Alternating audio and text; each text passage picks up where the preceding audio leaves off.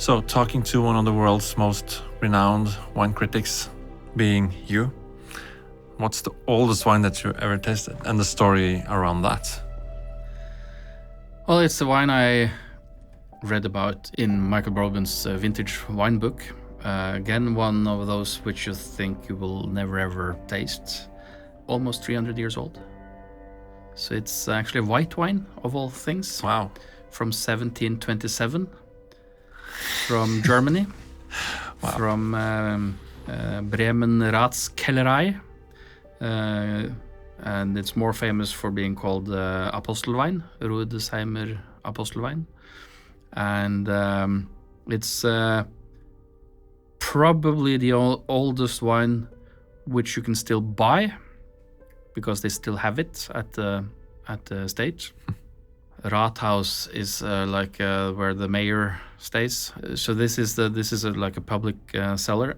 Today you have to have a very, very good cause to be able to buy a bottle. So normally it's sold to auctions for charity. But this bottle was actually bottled most likely in the 1950s, the one I tried. And Wow. the collector had read more or less the same as I had, and was just, this is something I want to try. I think there was one bottle available for sale last time I checked, and I think it was like 150,000 euros for a half bottle or something absolutely ridiculously expensive. But also it's one of the most oldest wines which it's still possible to get. Well, it wasn't the best wine ever. It's we don't know what it's made of. It's probably Orleans Blanc, Riesling, Traminer, and a few other varieties in this blend. Curiosity more than a good wine. It had some strange, sweet, floral notes. There was still some yellow fruits. It was some dried fruits. It wasn't really sitting well together, but just tasting something which I had read about in more places than Michael Broadbent's book, but again, something you never ever thought you would taste. My bottle was also a half bottle. I think they only bottle it in half bottles. I think they actually, either this is the oldest or they have one which is even a few years older. I think they have like 2 or 3 vintages of these super old wines.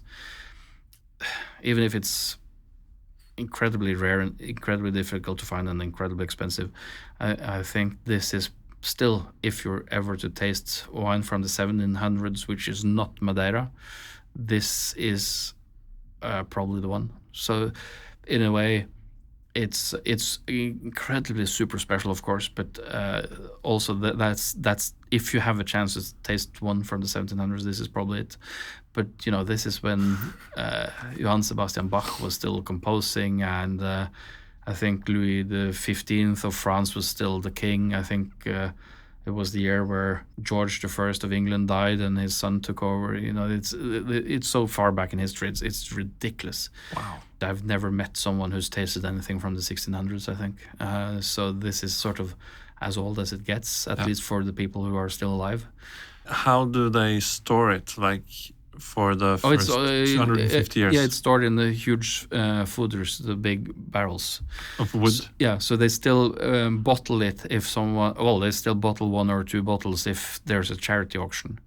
Very, very few people have access to actually ask for permission to do that. Yeah.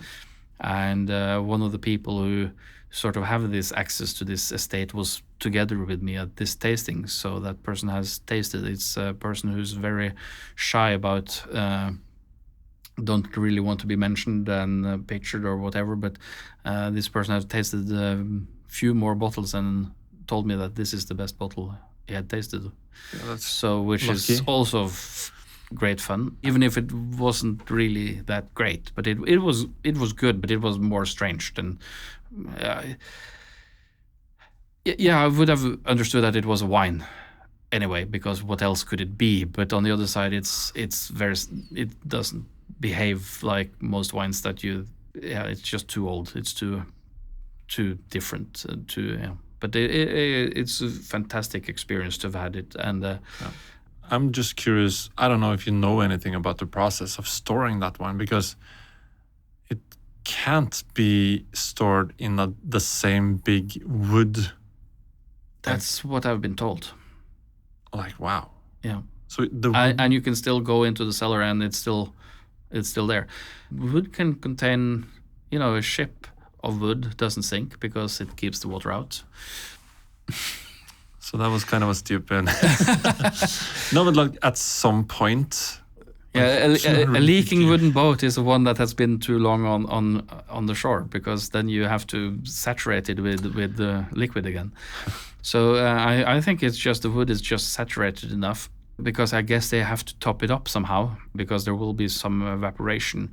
These apostle wines are also called after different apostles. So the one I had was from the Judas fodder, and there's been other of the apostles as well. So I don't know how they, if they emptied one of them and that was then all of that was bottled. I don't know how they do the cellar work there. But also, like, the bottle that you tasted was bottled in the 50s or 60s? Yeah, the person who knows about this wine and had access to this cellar says that from the label, how the label looked, the age of the label indicated that it was most likely bottled in the 50s. And that's also because they bottled more of these bottled way back, and it was easier to buy them. So it's also more likely, if you find a bottle, that it's one of these really old bottling than one of the newer ones, from what I remember from the conversation. I should have written down much more of it.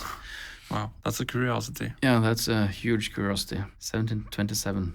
But then you would think that they have some data on the development. If someone from the Radskeller listen to this, feel free to send a half a bottle. Well, write on the write a comment on how the wine has been stored, or someone else who actually knows more about the history. Yeah. It's one of those wines that exist, but you can't even grasp it's a chance that you will ever taste it. So about it as a curiosity, but it's so unicorn that you don't really. It's not the information you store the most, because it's sort of just one of those incredible whimsical things where the universe sort of lines up. It's completely unexpected. Magic. Yeah, and as so often, served blind. Not that anyone had any idea or even a clue of what it was. Like, you should be kind of thrown off, I guess, yeah, when you get that into the glass. It's like, what is this? I don't think anyone was even close at trying to figure out what this. I think people. Oh, it's a 1960. Yeah, I think people just gave up.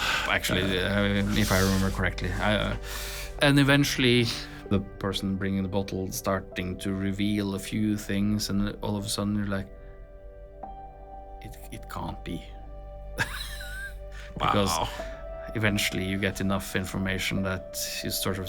Your brain is working overload, and you're like, it just actually think about it. You're drinking something that was grown at the time of these famous old.